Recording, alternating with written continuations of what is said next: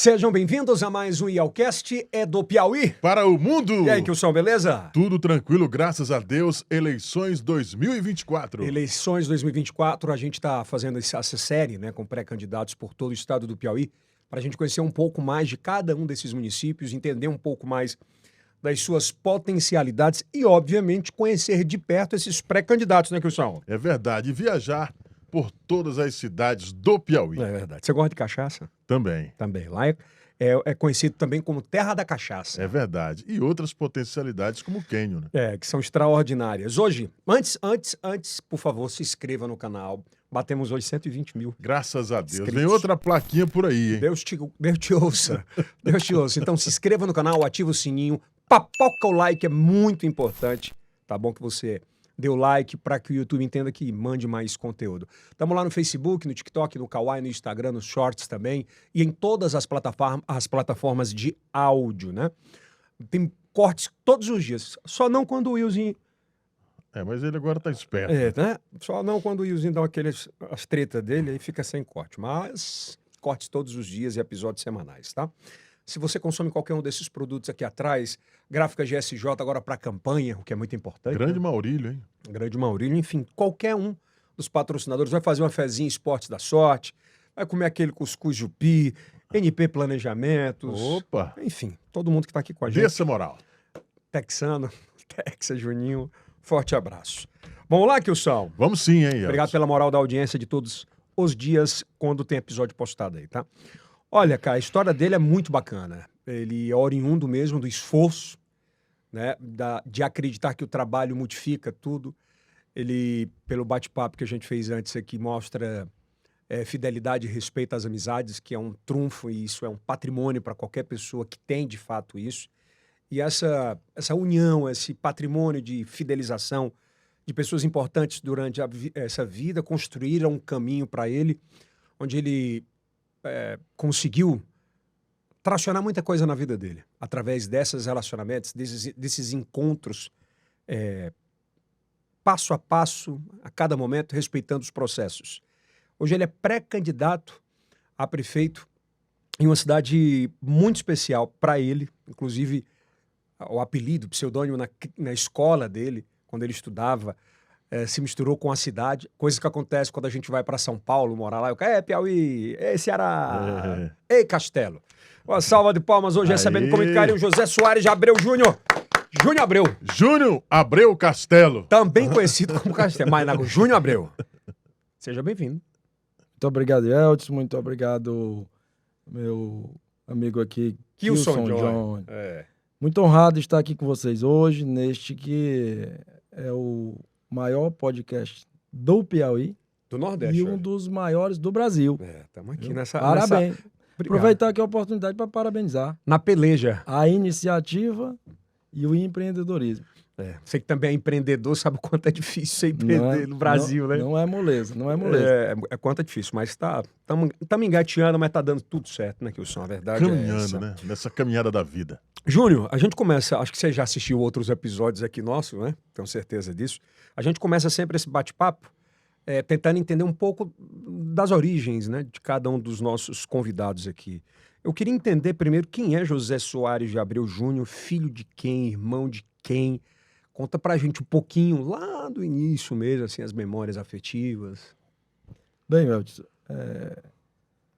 José Soares de Abreu Júnior, em Castelo é o Júnior Abreu, e aqui em Teresina, vamos dizer assim, com os amigos, se confundiu com a nossa querida cidade de Castelo do Piauí, como você bem falou, conhecido como Castelo. Castelo.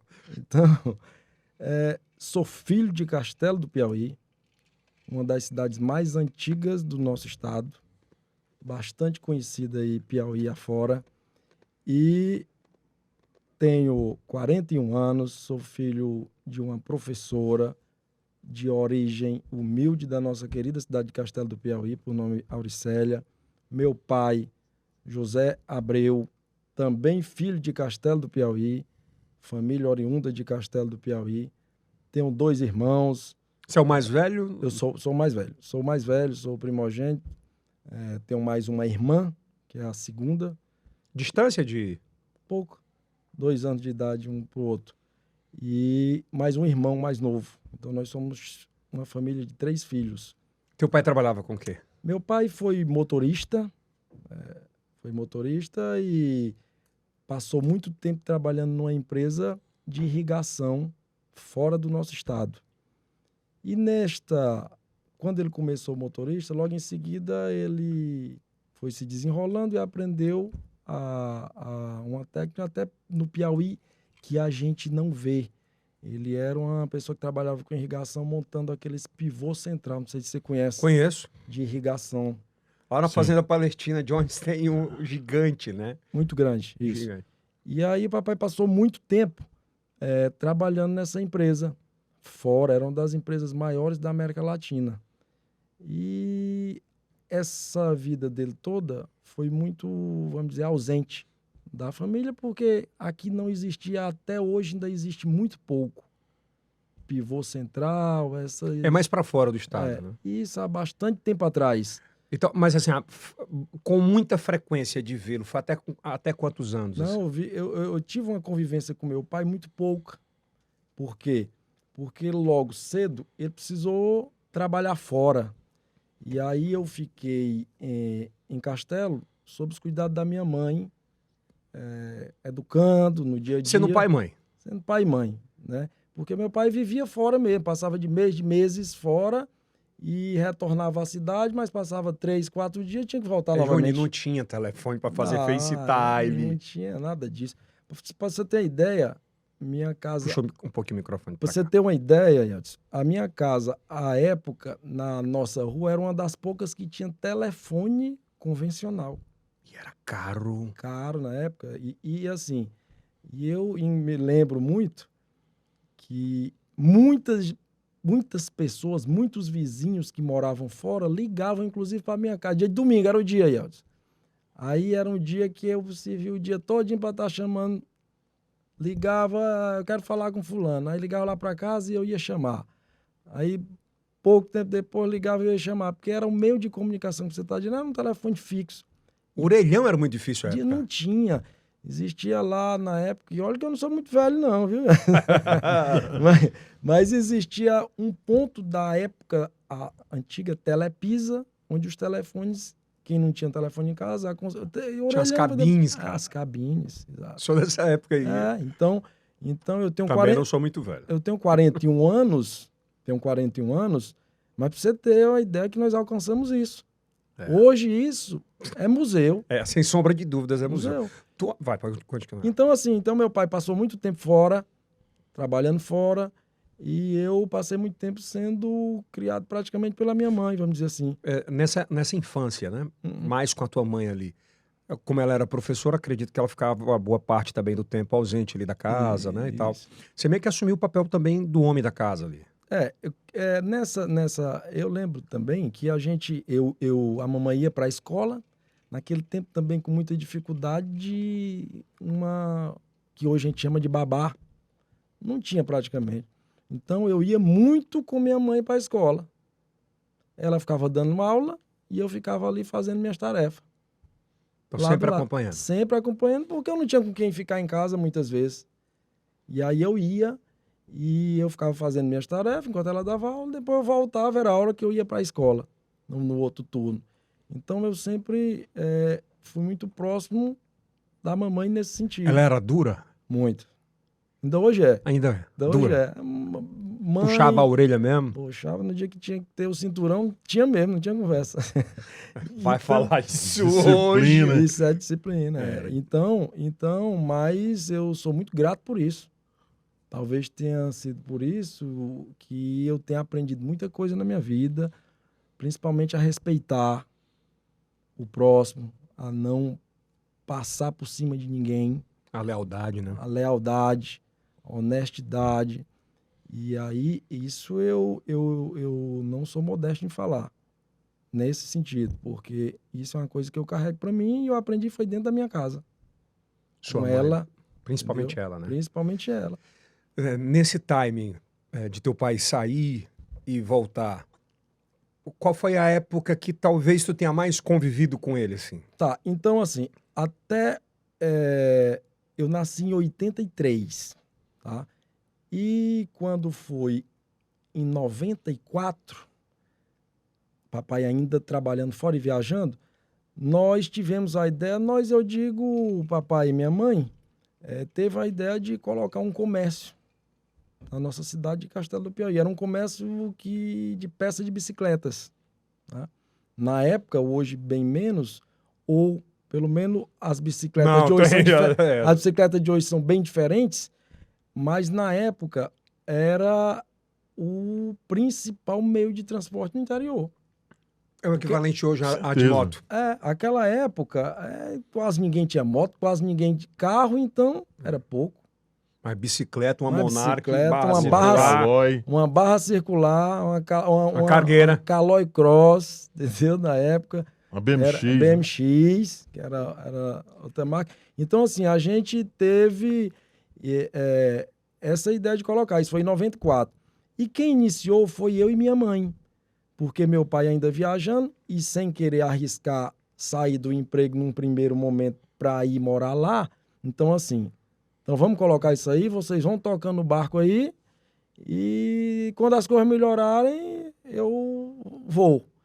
E aí em 94, eu tinha 11 anos de idade, quando iniciou. E aí era eu e minha mãe que ia todo dia eu ia no horário que eu não tinha aula, ia pro comércio, como a gente chamava lá. E eu ficava com minha mãe. E as coisas foram dando certo, foram engrenando. melhorando um pouquinho.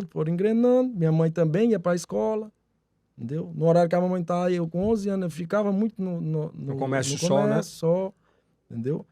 E com uns 2 anos, mais ou menos, que tinha o comércio, já estava um pouco mais consolidado, o papai resolveu, então, parar de viajar, parar da vida no mundo, vamos dizer assim, e ir para Castelo, cuidar do comércio e tomar de conta. Ficar mais próximo da família, né? Ficar mais em casa, tudo isso.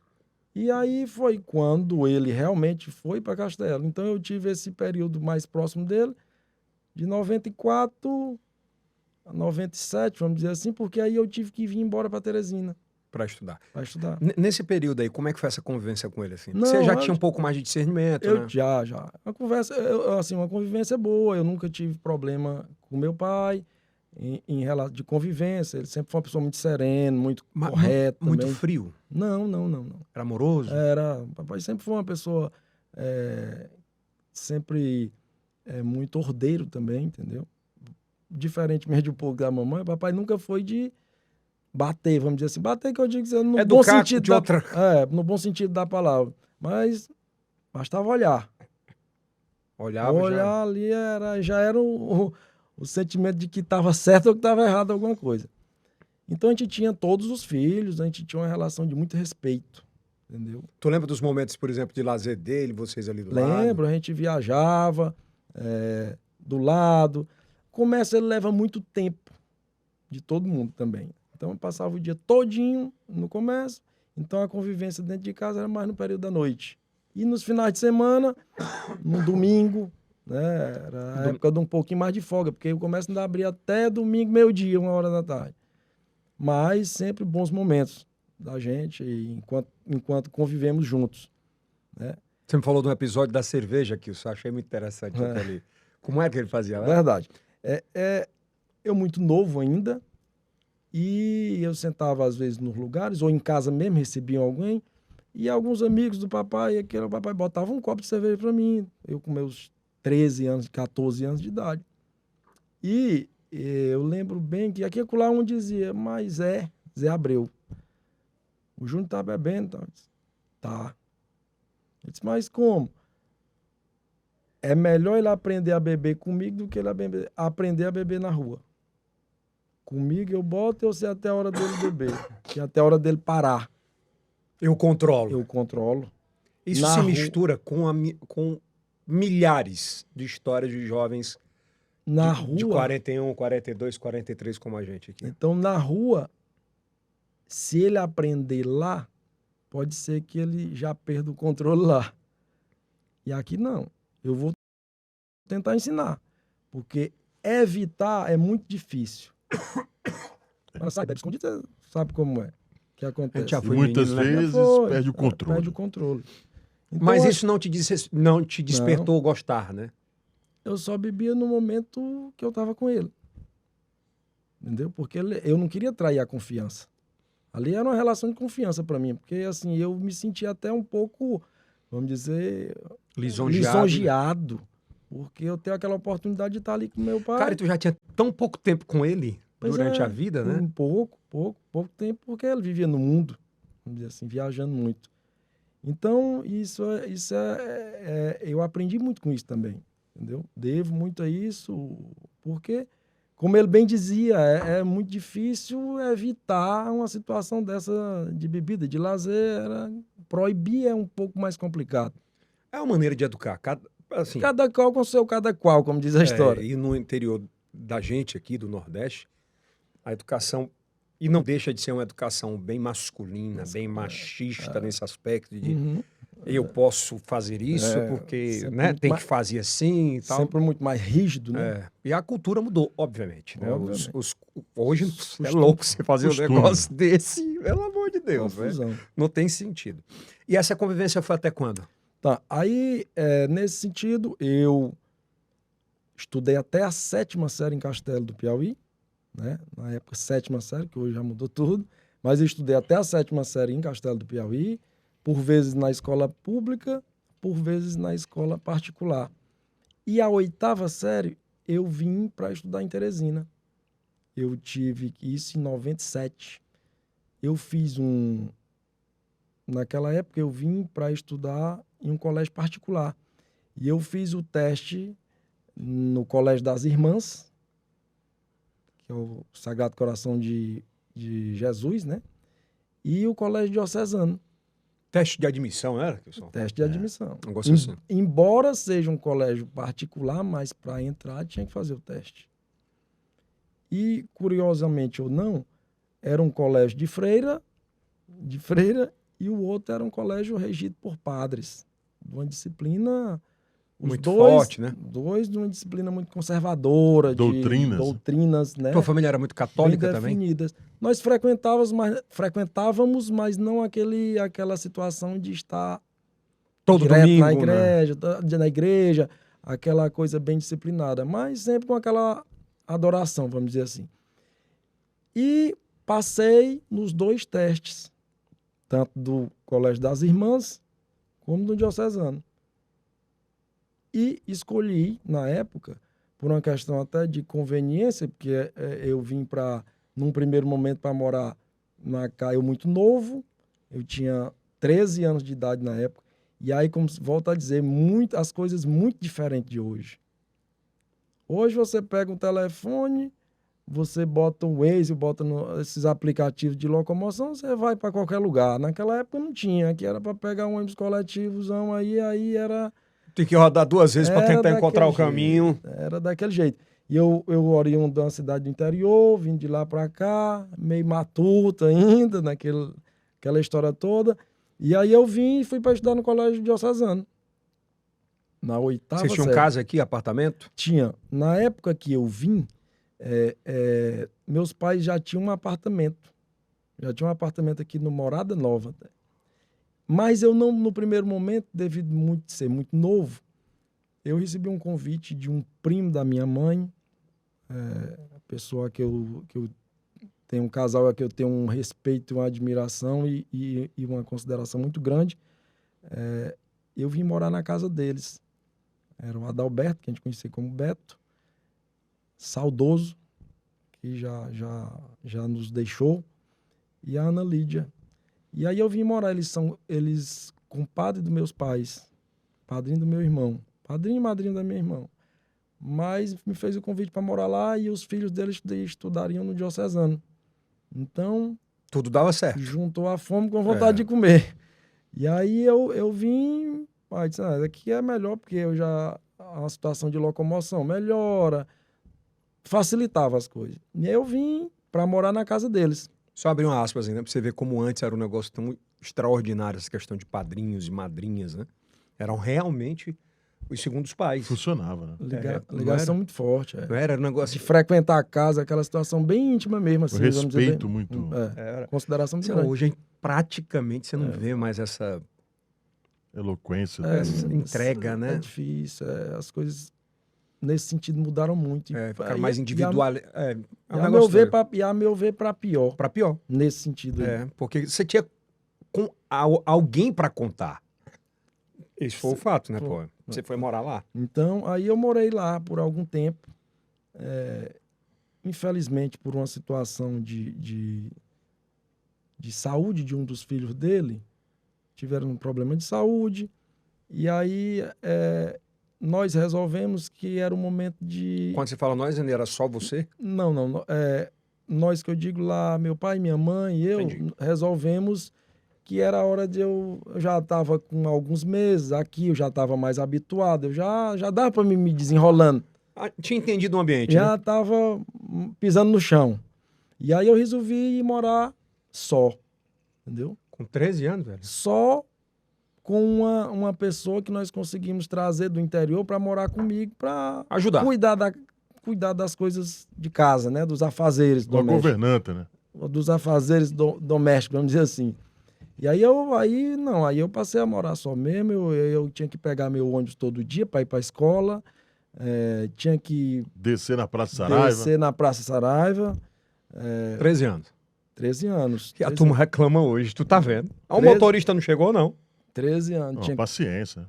Aí lá no Diocesana não tinha aquele negócio de chegar atrasado, não. Tolerância zero. Zero, não tinha essa conversa. Era até a meia eu olhava na entrada.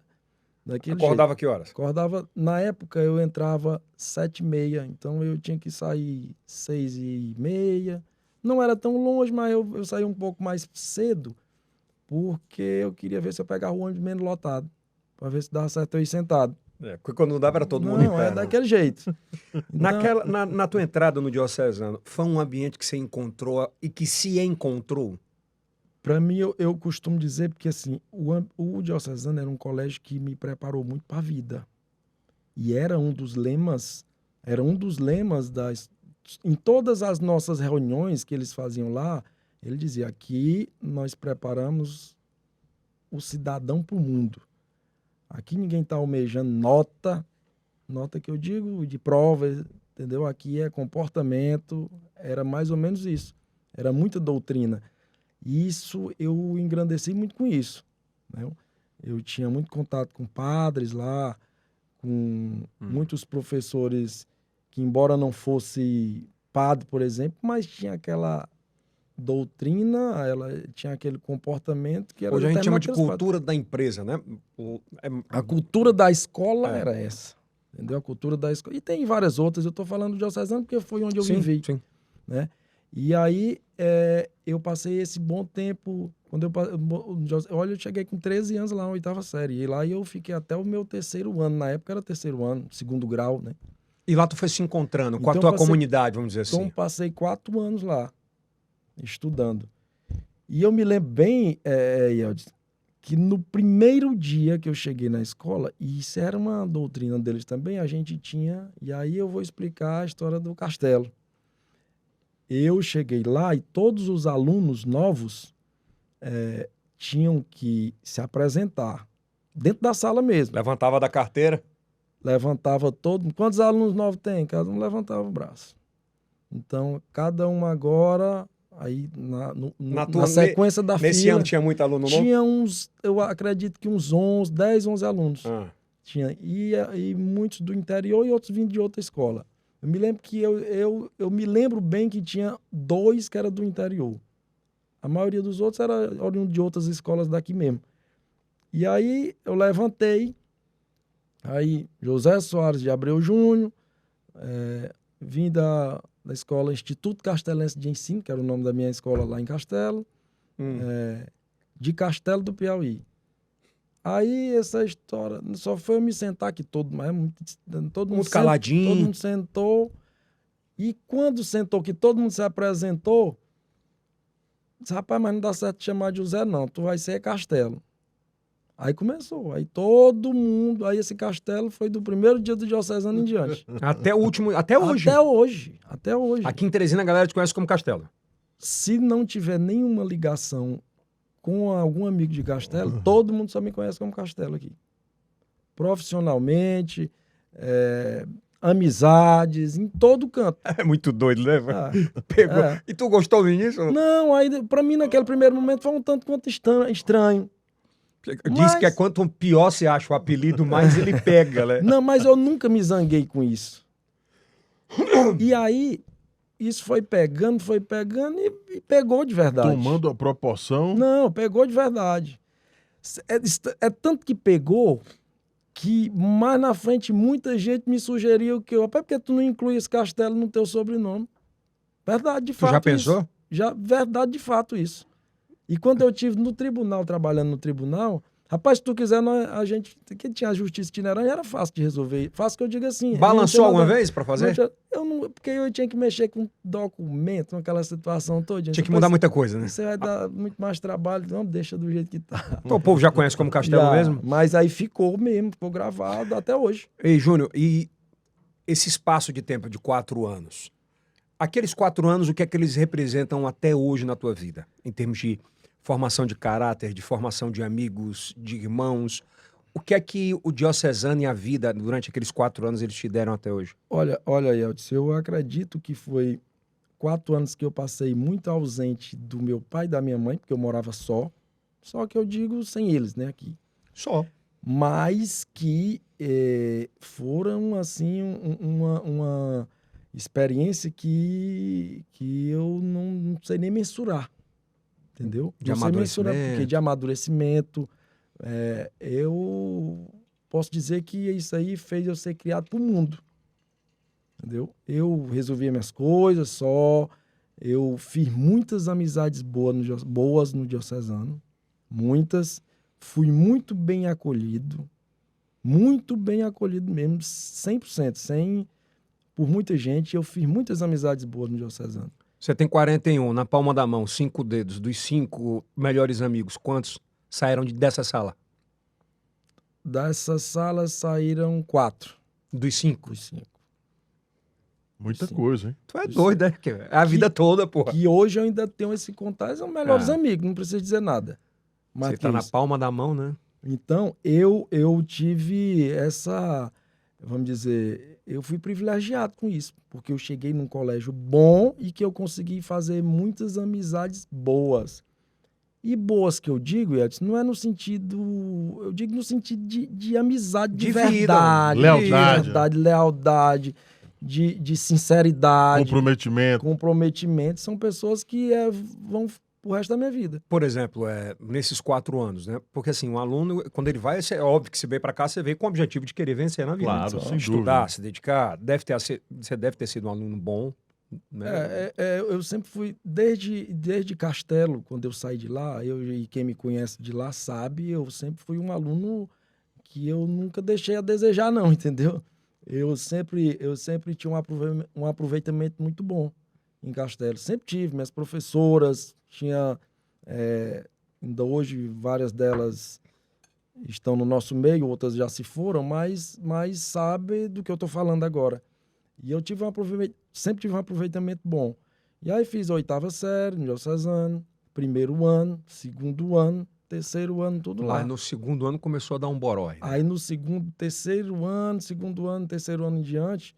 Olha aí a loucura aqui. Presta Aí atenção. começou a... No 3º ano, efetivamente, meu pai separou da minha mãe. No 3º ano. No meu ano de vestibular. Mas não foi uma separação Não. normal, não. Foi não. Ele me contou ali, a gente bateu o papo, eu falei assim, cara, eu não acredito. Oi. Conta aí Então, como é. nessa situação do 3º ano, aconteceu... Como é que tu recebeu a notícia? de meu- Como foi? Eu não recebi a notícia. Vamos dizer assim. Meu pai morava com minha mãe em Castelo e simplesmente no outro dia ele já não estava mais lá. Como Entendeu? assim? Ele separou, ele foi embora na época, entendeu? Ele abandonou a família. Ele foi embora. Meu pai separou da minha mãe e foi embora, mas não foi uma coisa anunciada. Ele não- Pelo menos pra gente. Tipo, não teve uma conversa, ó, meu filho, não tá não, dando não mais tá dando certo, certo. melhor a gente separar. É. Não teve isso, não. Não. Comigo, não. E nem com Deus filho. E nem com a mamãe, porque se tivesse acontecido dessa forma, certamente ela tinha Tinha falado, né? falado. Compartilhado. Então ele separou, foi. Mas foi como é que tu embora. recebeu da tua Foi- mãe? Tua mãe ligou? Aí foi, a mãe ligou no outro dia, minha mãe ligou no outro dia e disse, olha, seu pai foi embora e agora é a gente mesmo. Ela passou tranquilidade? Passou, a mamãe sempre foi uma pessoa muito serena, embora com as preocupações, que logicamente, você com 3 filhos, 2 já morando aqui, em Teresina, porque morava eu e minha irmã, num colégio caro, Uhum. porque o Diocesano era um dos melhores colégios, ainda hoje é, mas eu digo na época porque eu sabia de valor de tudo. Era um dos melhores colégios e mais caros também. Ele não te deu raiva na hora? Eu confesso que deu. Eu confesso que deu porque da forma. Tipo, Mas, ele não poderia ter feito isso? na realidade, o que é que eu acho, Yeldis? É uma situação, não que não poderia, porque é muito difícil a gente dizer isso, porque é uma situação muito particular de cada um. Só a forma que, como você disse, poderia ter, ó, meu filho, tá acontecendo isso, Mas isso. assim, o que é que tu acha que levou a isso? Ele chegou a algum momento chegar pra ti e dizer assim, ó, tô com dificuldades financeiras, talvez não consiga pagar o colégio, talvez Não, isso. não, não. Eu acho que foi uma série de coisas. A dificuldade dele talvez tenha sido muito mais de convivência, mesmo com minha mãe, eu acho. Relação de afetividade mesmo. E isso foi levando a outras situações. Então ele arrumou uma outra pessoa e decidiu ir Partir. embora. Foram pra onde? Foi morar em São Paulo. Porque lá eu tenho tios também. Tu ficou quanto tempo sem falar com teu pai? Sem falar, E sem ver? sem ver, eu passei 10 anos. 10 anos sem vê-lo. Tá.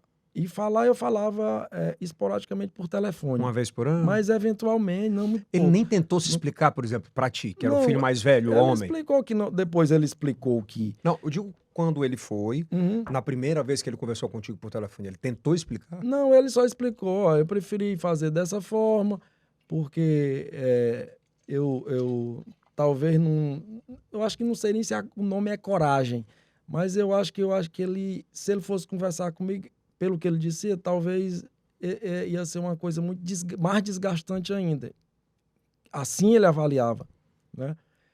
Mas aconteceu, ele foi embora e talvez isso para mim foi talvez não, foi engrandecedor demais e que a gente não pode agradecer por uma situação dessa. De jeito mas, nenhum, né? Mais fácil o cara Mas isso talvez fez eu ser a pessoa que eu sou hoje te forjou, né? em relação a várias Tu coisas. me falou que uma vez ele tentou, não, olha, não tô conseguindo pagar o colégio, vou ter que te Foi. tirar, que teve um... Foi. Aí você ficou... Existe uma situação antes dele ir embora que uma vez lá em casa ele me reuniu com a mamãe, eu e a minha irmã, e disse, olha, Júnior, eu vou ter que tirar você da escola. E aí já tinha esse desgaste, vamos dizer, isso aí eu já sabia, em relação de afetividade com a minha mãe. E ele disse que nós vamos ter que tirar porque a situação não tá boa e tal, aquela situação toda. Eu disse, papai, eu não aceito.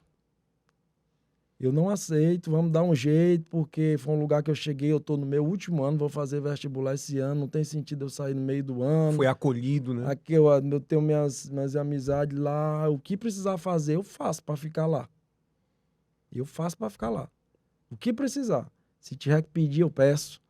Se tiver que... O que fazer? Eu não quero é sair de lá. Porque eu tinha que sair para me habituar num outro colégio, no ano que eu ia fazer vestibular, e com toda a minha base feita lá, de amizade, de tudo. Eu já estava muito habituado com meus amigos, com todo mundo. Agora vai começar a parte que eu achei extraordinária. Né? A gente faz um briefing antes, né, de bater. É. Você acredita em anjo? Totalmente. Acredita? Você de casa aí acredita em anjo? Presta atenção nesses anjos aí. Pois é. E aí, só voltando um pouco atrás aqui, quando a gente começou o comércio, eu sempre gostei de trabalhar. Isso é uma coisa que eu sempre gostei.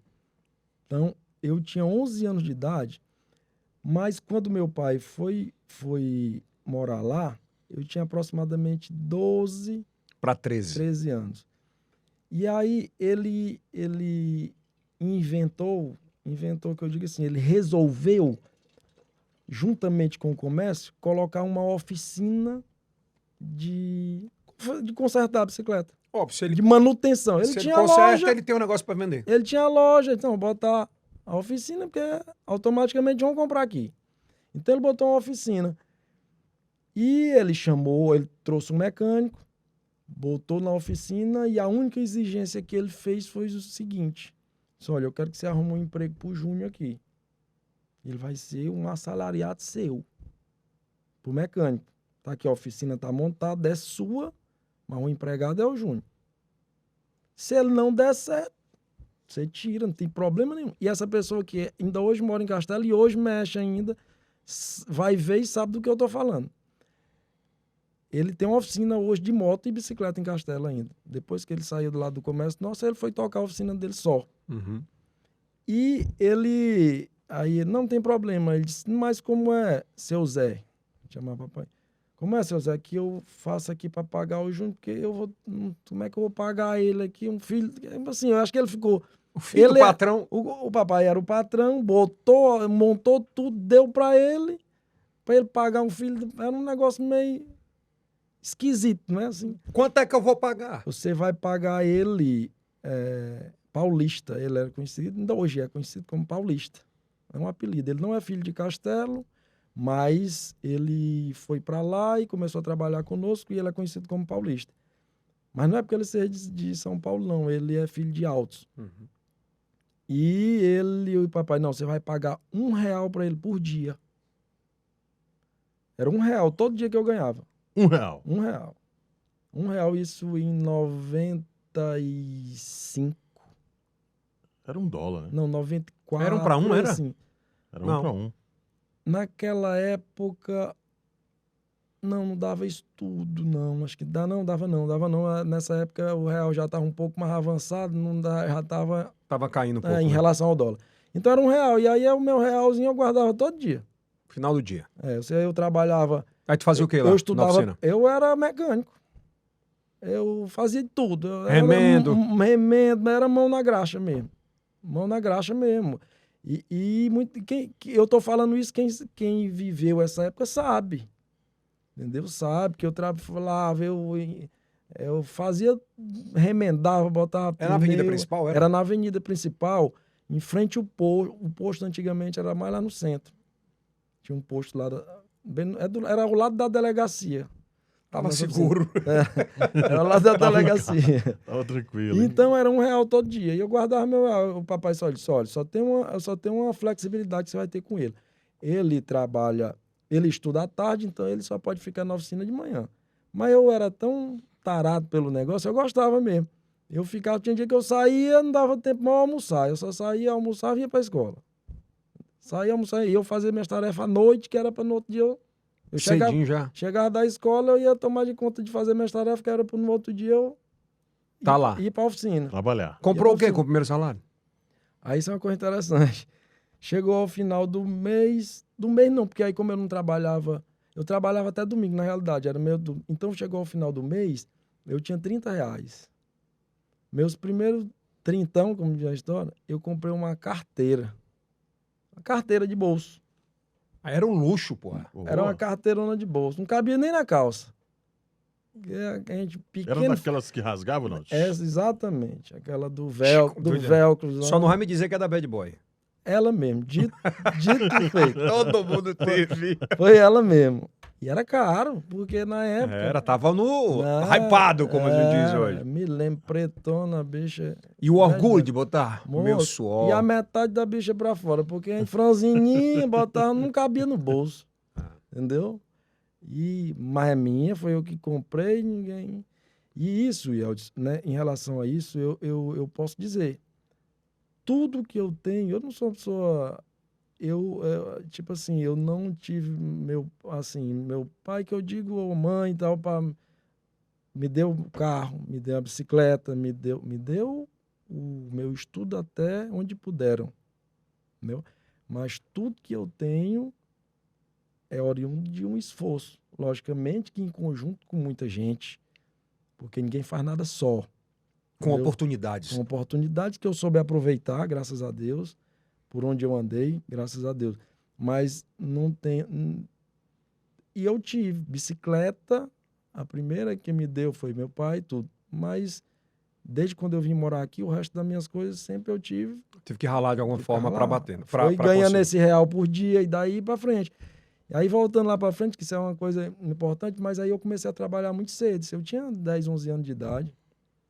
Que hoje é um negócio, se o cara falar um negócio desse, que Aí da muda, cadeia, muda dá tudo, tudo, hein? né? E eu não, nessa época eu não precisaria. Mas, por exemplo, o trabalho ali, o trabalho infantil que Hum. você teve de 10 anos, te causou algum prejuízo? Nenhum, pelo contrário. Pelo contrário. Com esses R$ 30 eu tinha vontade cada vez de estar. Eu comprei, é tão bom se eu chegar com o dinheirinho é meu, eu comprava.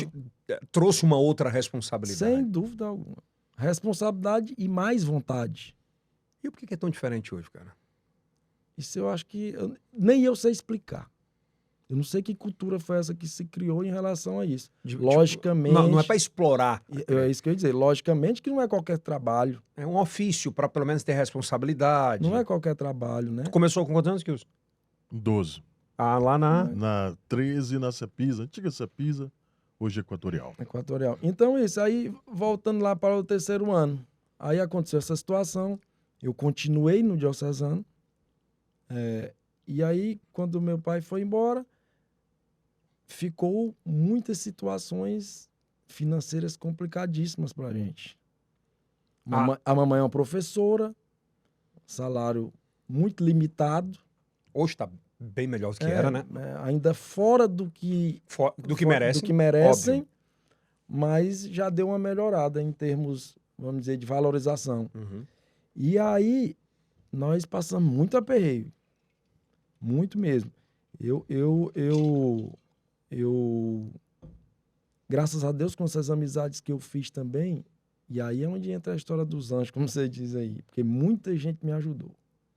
Às vezes eu não falo muito em nome, porque é danado pra gente esquecer um ou outro, mas tem alguns aí... Tem alguns que são importantes, né? Tem algumas pessoas que são muito importantes, foram muito importantes para mim, para minha vida, e são as pessoas, amigos, assim, que, como você disse aí, dos 5. Tá entre os 5 da mão ali. Então, por algum motivo, hoje a gente não tem tanta aquela proximidade, muita proximidade, porque a vida leva, leva. Mas toda vez que a gente se fala, que se encontra ou que se precisa um do outro, Filho é aquela relação de irmandade, entendeu? De confiança e de que sabe que se eu for atrás de alguma coisa ou ele vier atrás de mim, é porque eu não estou falando, não estou mentindo, nem estou... Existe aquela confiança. Então, aí eu estudei com algumas pessoas lá no colégio que me deram muita mão. Me deram muito a mão. Eu falo dos amigos de escola. Já nem estou falando dos outros fora. Da escola mesmo. Estou falando dessas pessoas da escola. Porque aí nessa relação de muita dificuldade, Kilson, chegou um momento que eu tive que sair de novo do meu apartamento. Do nosso. Porque a gente não tinha como manter. O básico. Não tinha mais como manter o básico, entendeu? Nem a menina que trabalhava. A menina primeiro foi embora. E aí teve comida difícil. Aí minha irmã passou a morar com os padrinhos dela. A história dos padrinhos de novo, né? Dos padrinhos dela, que morava aqui em Teresina. E um grande amigo meu, me convidou para me morar na casa dele. Quem é, cara? O Rafael Freitas. Do Coco Bambu. Do Coco Bambu. Rafael é um cara muito amigo. Ele é bem fora da curva. Tá me devendo mais uma entrevista. Então, o Rafael, a mãe dele, a pessoa a qual eu tenho um respeito, e o pai é sem igual, assim. E nunca tinham visto a minha mãe, a mãe dele. E ele é filho único, né? Ele é filho único, Rafael. Filho único e de homem neto único. Por parte do pai. Uhum. E aí, o Rafael fez, vamos dizer assim, a mãe dele... e é uma pessoa muito boa, de coração grande. Nunca tinha visto minha mãe e pediu que ela viesse aqui um dia. E a minha mãe veio a Teresina e eu me lembro demais. Nós descemos do ônibus lá na Barão de Gurgueia, porque eles tinham um restaurante da família do avô do Rafael por parte de mãe, dos avós, né, por parte de mãe. E algumas pessoas conhecem aqui por nome Bel Sabor. Bel Sabor. Lembra, Kilson? Com certeza. Lá na Barão, Kilson. Então eu desci com minha mãe lá e fui conversar com a dona Jane, que eu chamava tia Jane, dona Jane. E ela falou com minha mãe e pediu que, se ela não tivesse nenhum problema, que a partir de aquele dia que eu passasse a ficar por lá na casa dela. Que ela estava se colocando à disposição para ajudar. Entendeu? Ó, o anjo aí. Aí, a minha mãe, não tem nenhum problema e tal. Mas a gente fica assim, Receus era um outro mundo para mim. Entendeu? Uma outra situação. Mas assim eu fiz, passei, fiquei por um bom tempo morando lá na casa do Rafael, ali onde hoje é o Coco Bambu. E no início, assim, foi... Que eram realidades como... Era diferente, eu estava saindo de uma situação muito complicada. E ela é psicóloga. Entendeu? Ela, mãe do Rafael, era psicóloga. Isso aí também me ajudou muito. No meio no meio de uma turbulência dessa, isso também me ajudou muito. E aí eu fui para lá, passei uma temporada morando com o Rafael, eu dormia lá, eu tomava café, eu almoçava, eu ia para a escola com ele, eu estudava com ele à tarde. Virou um membro da família. E além do Rafael, tinha um outro amigo que aí ele entra depois na história, que se chamava Ricardo. Se chama Ricardo, né? O Ricardo, a família dele, e eu acho que não tem nenhum problema falar, que a família dele é dono da livraria Leonel Franca. Na época, vocês devem ter conhecido, ele era a livraria mais antiga do Piauí. Sim. Continua sendo. Né? Os avós dele eram os livreiros mais antigos do Piauí, que ramificaram, inclusive, né? Aí os irmãos eram vivos ainda, são os livreiros mais antigos do Piauí, dos mais conhecidos no Brasil. Tá? E aí o Rafael, aí teve o Ricardo, aliás, aí teve o outro Rafael, que foi um amigo meu também, o Rafael Martins, vários outros, por aí afora. Eu digo esse porque na época foi as pessoas assim que diretamente mais... Estenderam a mão de todas as formas, assim, né? Tá. E aí... Tu conseguiu concluir quem que estava pagando a escola?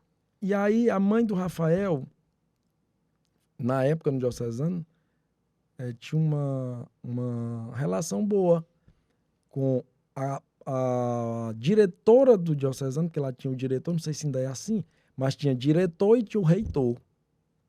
E ela tinha uma ligação boa com a diretora, que eu ainda me lembro o nome, que era Conceição. E a mãe do Rafael passou a conversar com a Conceição para ver a possibilidade de eu não pagar mais as mensalidades para continuar ficando lá. E nessa conversa deu certo. E a irmã? Olha aí. E a irmã ficou lá, mas naquela de pendura. Vamos pagar quando puder. Vamos pagar quando puder, mas nós fomos e ficou mesmo para pagar depois. Minha irmã ficou estudando lá ainda, mas aí depois eu passei a trabalhar e eu paguei. Ajudei a pagar depois. Porque aí a minha ficou free. Já estava terminando? Né? Já Bolsa tava 100%. Aí eu não paguei. Mas da minha irmã, não. Como é que tu agradeceu a mãe do Rafa? Não, a mãe do Rafael foi uma pessoa muito importante também pra gente, entendeu? Como várias vezes, eu agradeci demais. Isso é uma coisa que toda vez que eu encontro com o Rafael, eu falo pra ele isso também. E as pessoas, essas aí eu sempre falo. Então, aí eu fui, mas nessa turbulência toda, aí terminei o então segundo grau. Terminei o então segundo grau, Yeldis, mas não passei no vestibular da primeira vez. Uma turbulência desse tamanho, não tinha psicológico. Eu sobrevivi, vamos dizer assim. Entendeu? Mas não passei no vestibular, mas eu terminei, aí entra a história, e o Ricardo, que é esse outro amigo meu, me fez um convite para trabalhar na livraria. Se eu tinha algum problema. Eu disse, tenho nada. E lá na minha cidade, na nossa querida Castelo do Piauí, os festejos, eles são em dezembro.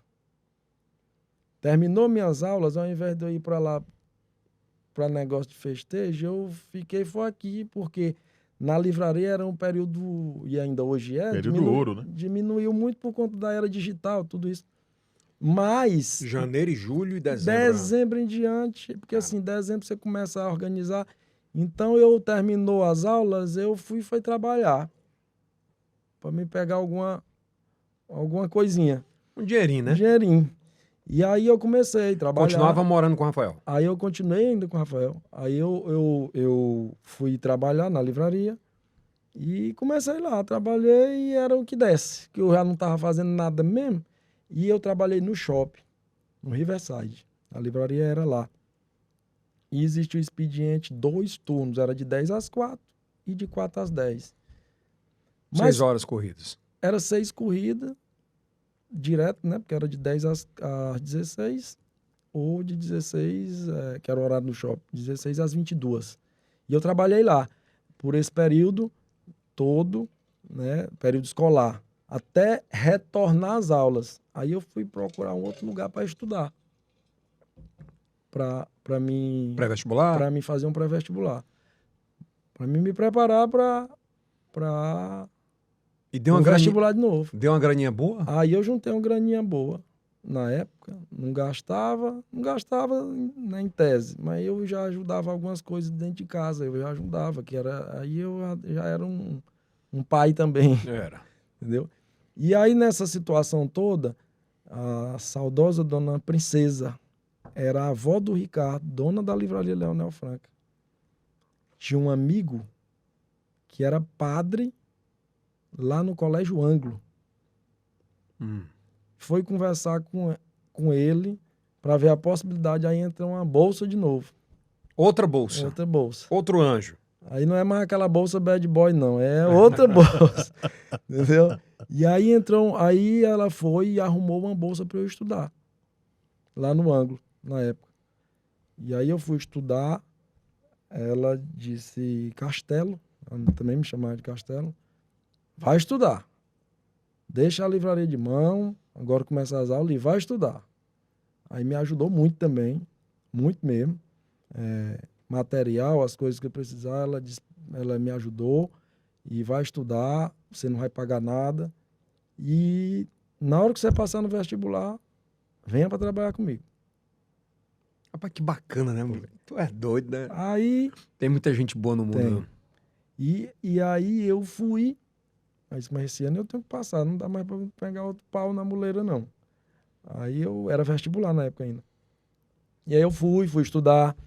E meio do ano nas férias, ao invés de eu ir pro castelo, eu E disse, com uma saudade grande, do grande, castelo. mas eu não tinha condição. Eu meio do ano, quando era para ir, também tem uma aquecidazinha no comércio de livraria, no meio do ano também. Todo mundo volta para comprar material, renovar, comprar música, aquela coisa, dá uma aquecida no comércio, na época. Quando deu no meio do ano, nas minhas férias, Por mim, tudo quebra o triângulo geométrico. Aí tem que... e quebra tudo no A mundo. régua, tudo. O grafite não quer mais, entendeu? Então eu voltei aí no período do meu pré-vestibular, bem no meio do ano, eu foi trabalhar de novo. Para mim aproveitar aquele mêsinho de férias ali, ganhando mais um trocadinho. Aí fui. Acabou o período de férias, eu retornei para a escola de novo. Só que teve uma situação interessante. Ainda no dezembro anterior, quando eu saí do diocesano, que eu passei esse primeiro período escolar lá, rapaz, isso aconteceu um negócio comigo que até bem poucas pessoas sabem. Nós recebíamos o pagamento todo sábado. Era feito no sábado. Todo sábado. Era Era semanal. semanal. E no meu primeiro pagamento, eu não sei por que cargas d'água, eu não perdi o dinheiro. Oh, tio. Meu primeira semana, Tava com sorte, né? R$38 Era o salário. era da semana. E eu perdi. Tô reclamando, Kilson. Eu, umas 10 horas, me lembro como hoje. Umas 10, quase 10 horas da noite, pagava, era o finalzinho do expediente, bora pagar aqui, aí eu recebi o dinheiro. Eu não sei o que eu fiz, eu não sei, muito movimentado da livraria, aquele negócio todo. Eu sei que eu perdi o dinheiro, moço. Aí lá se vai. Uma semana eu doido pelo dinheiro e uma semana de trabalho perdido. Então foi 15 dias. Era como se fosse o que hoje? Eu acredito que hoje talvez fosse uns R$150, eu acho. Era? Era. Acho que se você calcular aí vezes 5, mais ou menos, né? 5 vezes, dá 200 conto, mais ou menos. Eu chutava 250. Como era um salário mínimo, vamos calcular mais para cima, como diz a história. Como era o salário comercial, ele é acima do salário mínimo. Então, hoje, o salário comercial divide por 4, vai dar uns 400 conto aí. 400. Perdeu muito mesmo. poder de compra, viu? Esses Perdeu. R$38. 400 conto. Só que aí, moço, que não era 400, eu perdi 2 semanas sem receber, porque eu só ia receber agora no outro sábado. É. Aí foi 15 dias De de taca. taca. Mas aí tudo bem, isso eu não contei pra ninguém. Exclusivo que o seu Johnny. Perdeu os R$ 38, o primeiro salário. Foi. R$ 38 perdido. Perdido. Aí, Exclusivo. Tu já perdeu, Kilson, um dinheirinho assim? né? Já perdi. rapaz, e o primeiro, e eu com uma precisão danada. Hoje a gente fala isso aí assim com uma certa Imagina naquela época como uma é que não certa era. naturalidade. Mas, meu amigo, isso aí aí eu não trabalhava domingo, eu fui embora sábado de noite, só Deus sabe a noite que eu passei. Tu é doido. Aí continuei. Peguei o ônibusão, fui-me embora. Na frente do Riverside, fui pra casa, mas só Deus sabe, como eu tô lhe dizendo. Mas não tinha dito pra ninguém, eu tava até com vergonha. Perdeu dinheiro assim, porra.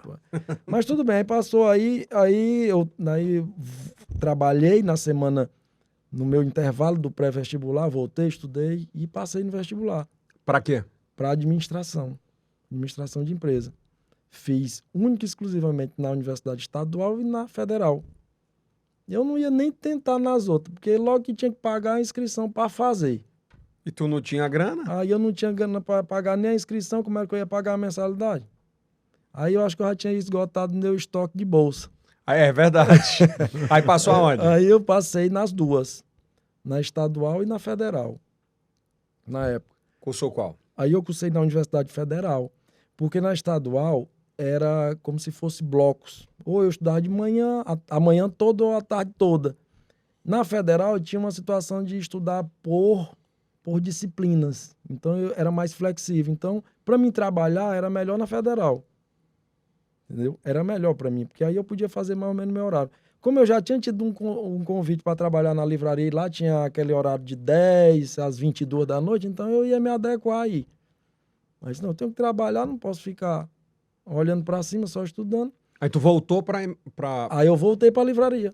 Ficou quanto tempo? Não, eu voltei de novo, férias que é bom nada.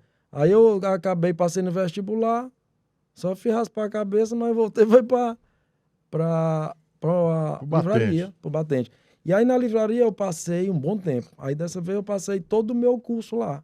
Aí eu também demorei um pouco a formar, porque eu não conseguia pagar as disciplinas tudo do período, que a gente chamava. Tinha um período e era 5 disciplinas por período. O período que a gente chamava era era um período no primeiro semestre e outro período no segundo semestre. O cara acha que a gente não tem perrengue na vida, né, velho? Tu Moço, é maluco. Acha que tudo é moleza, hein? E aí eu era melhor para mim ir na federal. Então aí eu demorei mais, porque aí eu só tinha horário para mim ir para a universidade. Como eu entrava 10 da manhã na livraria, ou 16 horas, eu estudava a manhã toda, ou eu estudava de 8 às 10, aí eu ia para eu estudava 8, eu ia para a universidade de 8 às 10, saía da universidade, ia para a livraria, voltava da livraria para a universidade, aí era o tanto de aula que desse para mim. E quando eu terminava, pegava um ônibus, e era perto. Eu pegava um ônibus que era em torno de 1 hora e meia. Perto. Pertinho. Todo né? dia, porque do Morada Nova e é o Rodoviária Circular, em 2000, me lembro. Tu já pegou, Kilson? Rodoviária circular o azul, né? No azul, na época era um azul. Tinha o 1 e o 2. E eu pegava lá no Morada Nova para ir para a universidade, uma distância, ele saía aí, ia pro parque, andava Teresina todinha para chegar lá. E era 1 hora e meia, 1 hora e 20, todo dia. E aí, gente, moço. Gente, o ônibus sempre muito lotado. E eu sempre acordava mais cedo para ver se eu pegava. Às vezes eu saía caminhando lá, porque a parada final era na rodoviária. Tinha dia que eu saía do Moradão e ia caminhando lá para a rodoviária para ver se eu pegava lá para mim sentado. Um assento. É que não é tão longe também, rapidinho. Não, era perto. Mas assim, era um perto que se tornava longe, porque hoje tem aquele acesso ali por dentro, mas antigamente não, tinha que ir lá pela BR. É, tinha que dar a volta, E né? ainda era perigoso, porque ali não era muito habitado. Como é hoje, né? Naquele trechozinho ali do Morada Nova até a BR, ali era só mato. Não tinha nada. E aí eu ia caminhando E nessa... vai, continua. para pegar o ônibus. Pois bem, aí eu era esse movimento todo dia. Eu saía para assistir a primeira aula, assistia a aula, ia para Livraria? a livraria, voltava para a universidade, depois voltava para casa. Aí ia preparar minha comida, porque eu não tinha secretária, era que eu tinha que me virar mesmo. Você mesmo. Era. E aí, ia acordar de novo no dia. Então a rotina era essa. E eu comecei a trabalhar, mas eu não me arrependo, não é nem que eu me arrependo, eu não, vamos dizer assim, eu não falo disso nem um pouco em relação assim a Fala mal. falar mal. Isso aí é uma... Pô, é a forjação do cara. É onde ele tá sendo forjado. É. Né? Eu me lembro de uma cena um dia... Nem política, nem perto aí. Não, nem política. Eu me lembro um dia que eu tava em casa e aí, pra você ver como é as coisas. Eu tava em casa um dia e eu fui fazer a janta e aí tinha carne, tinha as coisas, mas aí na hora que eu fui salgar a carne não tinha sal. Em casa não tinha sal. E eu juro pra você, e na época eu me lembro bem, você se lembra que o sal na época era 25 centavos, 30 centavos. E eu não tinha dinheiro para comprar um pacote de sal. Juro pra você. Eu não tinha. Mas eu tinha carne em casa, tinha um arroz e tinha margarina e eu peguei, rapaz, que dá certo uma margarinazinha. Pra salgar a carne. Era. Aí eu meti a margarina na carne, ficou boa, beleza. Pra você ter ideia, eu não tinha 30 centavos, 25 centavos para comprar um pacote de sal. Tu é maluco. Lhe digo Chegar isso, onde tu chegou é muita... Então, isso aí eu falo e eu não tenho vergonha de falar, entendeu? E aconteceu situações dessas. E isso tudo você vai engrossando o couro.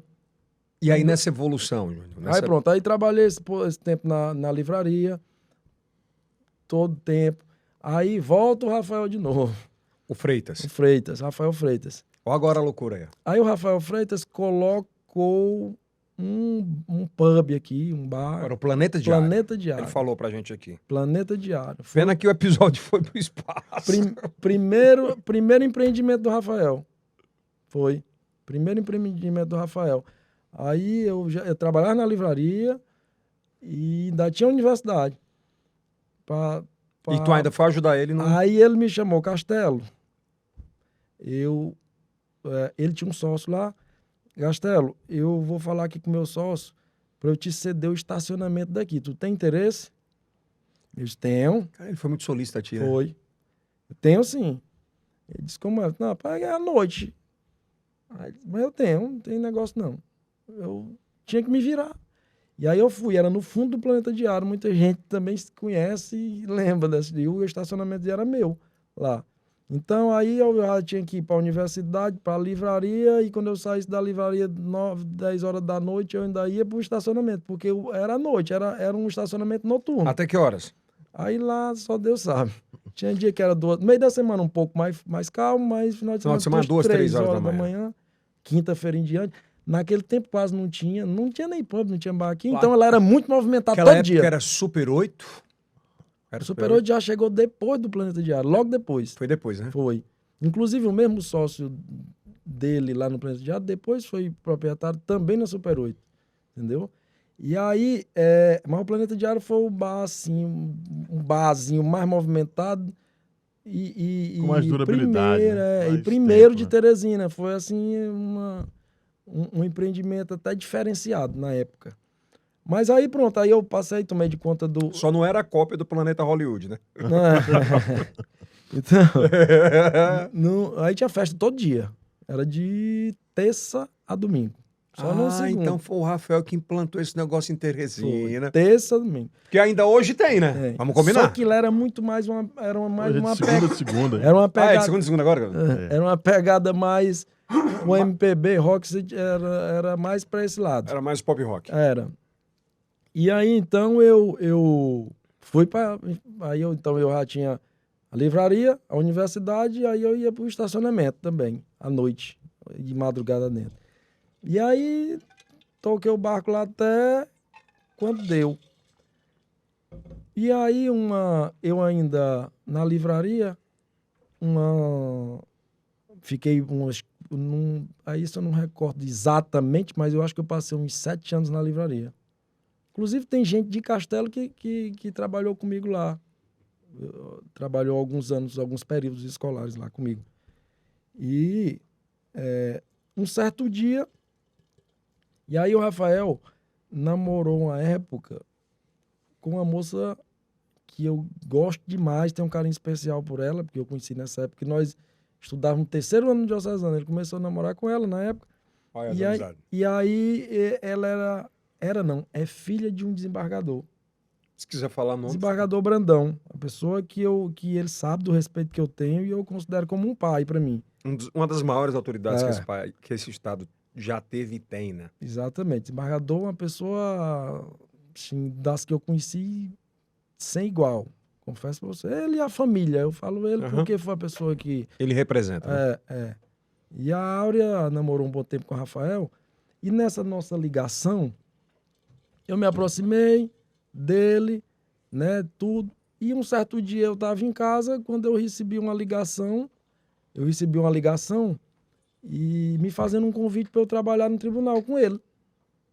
Sim. Para eu trabalhar no tribunal com ele. Eu disse, pai, eu até... É verdade isso mesmo, porque assim... Aí o Rafael de novo. Isso, porque aí foi por intermédio do Rafael também, à época. Rafael e a Áurea, um outro, a pessoa que eu tenho um carinho especial, o Augusto também, que é familiar da Áurea. E aí, assim, eles me chamaram para mim trabalhar. Eu Tu disse, começou como lá? Aí eu comecei, eu era assistente de gabinete na época, lá dentro. Aí já abandonou a livraria. Aí na época que eu comecei, aí eu já estava saindo da livraria e fui para lá. Porque o horário era mais flexível para mim lá, certo? Era mais flexível para mim lá também.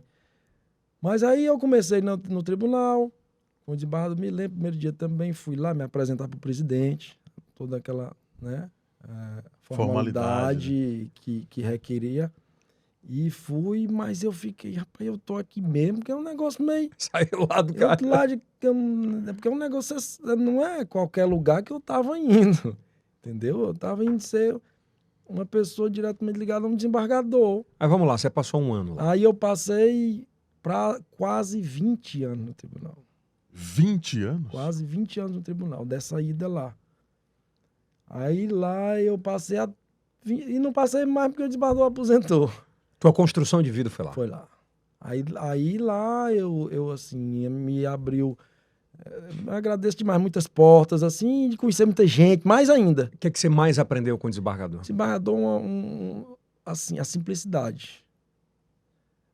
Que, assim, uma pessoa como desembargador, ser a pessoa que ele era e é difícil. A simplicidade, a humildade, entendeu? Ele é uma pessoa, assim, que poucas pessoas eu vi daquela forma. Talvez seja por isso que chegou aonde chegou. Um cidadão altamente preparado, simples, humilde. Onde ele chegava, eu viajei muito com ele, Piauí afora. E todo lugar que ele chegava, ele se sentava em qualquer lugar, falava com qualquer pessoa. Sempre muito simples. Você teve uma ausência muito grande durante a tua vida que foi de pai. Foi. Ele foi um segundo pai Foi, que a vida sim. te deu, assim? Foi. Isso eu já disse para ele inúmeras vezes. Ele te ensinou muita Ele me coisa? ensinou muita coisa. Nós temos uma relação mesmo de agora um pouquinho mais distante devido a essa ausência que nós vamos chegar lá ainda. Mas ele é uma pessoa que nós nos falamos praticamente todo dia. Eu ando na casa dele com frequência.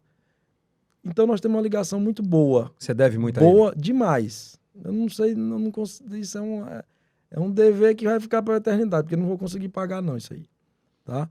Então eu tive, e aí foi recíproco, a minha consideração, a nossa consideração com o outro e com a família. Foi recíproca. E aí se tornou uma situação de muita confiança, de muita reciprocidade, de muito, vamos dizer, reconhecimento um do outro. Tanto eu com ele e ele com meu respeito. Então eu cresci muito lá dentro. Nesse período de 20 anos, a política começou a te picar ali? Aí começou, porque... E aí no tribunal era um meio que também a gente recebia muito político. E eu sempre assim, na minha cidade, eu nunca tive outro lado. Embora perdendo, que nós perdemos muito também, mas eu sempre votei em um lado só. Eu sempre fui fiel ao meu lado. E qual era o lado? Lá eu sempre fui o lado da oposição, que hoje é a situação. A primeira vez que eu votei e perdi a eleição. A segunda também, eu digo para prefeito. A primeira, a segunda e a terceira vez que eu votei. Todas as 3 a gente perdeu a eleição lá. Mas sempre do mesmo lado. Entendeu? Mantendo ali a lealdade. E o nosso grupo lá, ele sempre foi, lá no início, que era o grupo do PT. Em Castelo, era uma situação onde o PT iniciou. Sim. Quando ele iniciou, logicamente, eu não votava ainda, mas iniciou só para figurar. Mas Era de pouquinha gente, né? era pouco, era muito. Algumas Era peças só para ali. figurar mesmo. E aí eu vou passar esse tempo todo, e aí eu recebia político, começou. Aí a gente começou, e eu comecei a participar. A minha mãe também sempre gostou, participava e tudo. E a gente participava da maneira que nos era, vamos dizer, a gente podia, era de bastidor. Aí as coisas foram melhorando, a gente foi entrando cada vez mais e vai conhecendo mais gente. Se aproximando mais. Por aqui, por lá, se aproximando mais. Então eu passei esse período todinho, o desembargador se aposentou do Tribunal de Justiça e eu ainda fiquei lá. Quando o desembargador se aposentou, eu fiquei lá, eu e mais 2 colegas. Dos que ficavam no gabinete, apenas 3 pessoas ficaram. Foi eu e mais 2. Para o outro desembargador que assumiu na época. Que na época foi provisoriamente um juiz, doutor Dioclésio, pessoa muito boa também, hoje desembargador, mas ele assumiu provisoriamente porque a vaga do desembargador era a vaga da OAB. Então, iria se fazer uma eleição, aquele procedimento todo, para escolher um desembargador. E nesse período, o doutor Dioclésio, que era juiz dos feitos da Fazenda Pública, hoje ele é desembargador, pessoa excelente, Formidável. Um cidadão. E ele assumiu. E nesse período ainda fiquei lá com ele um tempo. Mas aí eu já tinha... Eu comecei não, acho que chegou a hora de eu que eu tenho que tomar uma posição assim, um novo ciclo, vamos dizer assim. Entendeu? Mas é uma decisão. Uma decisão. Mas já estava bem pautada a política na tua Não, cabeça? não. Nada? Não. Eu saí... Porque tu foi empreender também. Eu fui sair, porque assim, quando o desembargador, prestes a já se aposentar, eu já prevendo algumas coisas, eu disse, eu tenho que começar a mexer com alguma coisa. Aí foi a hora que eu disse, não, eu vou começar a montar um caminho aqui, umas empresas, porque aí na hora que ele sair, se eu não for ficar aqui, eu já tenho... Para onde ir? Minhas coisas. Porque eu temia eu sair e de uma hora para outra eu acabar no tribunal, ficar desempregado, e aí? Aí voltava lá para estaca zero de novo. Mas aí deu certo. Tu começou a empreender com o quê? Aí eu comecei a empreender, eu coloquei uma empresa de locação de veículos. Iniciei uma construtora, e aí comecei com isso. Então eu fui procurando os espaços. E voltando pro... Aí muito serviço público, e aí a gente entra na política de novo. Porque aí eu tinha clientes em vários lugares, e o serviço público, ele gira em torno da política. Participando de licitações. Licitações, e por aí vai. E privado também, eu tinha alguns negócios privados. Tenho. E aí pronto, aí eu enveredei por essa ligação, para essa meio empresarial. Mas sempre voltada ao amor para Castelo do Piauí. Pronto. E aí entrando na política, quando em 2016 nós participamos, que eu digo o grupo a qual eu voltava, não fui candidato a nada, mas ganhamos as eleições lá. Foi o Magno, né? Aí o prefeito Magno, que é o atual prefeito de Castelo. Grande Magno, né? Magno Soares. Você tem ideia, o grupo político que liderava essa corrente lá, os caras ficaram 100 anos. 100 anos? 100 anos. Castelo tem 260 anos. 100 anos eles ficaram.